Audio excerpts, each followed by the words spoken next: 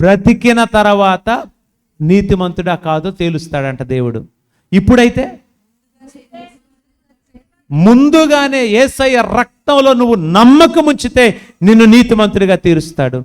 యేసు ప్రభు ఆయన ప్రభు అని నీ నోటితో ఒప్పుకొని ఆయనను దేవుడు మృతులలో నుండి లేపెనని నీ హృదయమందు విశ్వసించితే నిన్ను నీతిమంతుడిగా దేవుడు తీరుస్తాడు. ఆలస్యం చేయకూడదు.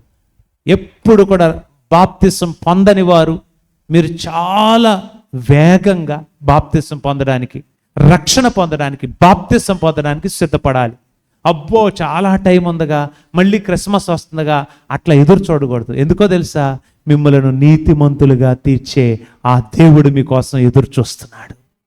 మీ వంతులో మీరు నిలబడితే మీరు నీతిమంతులుగా తీర్చబడి మీ జీవితం స్టార్ట్ చేయొచ్చు.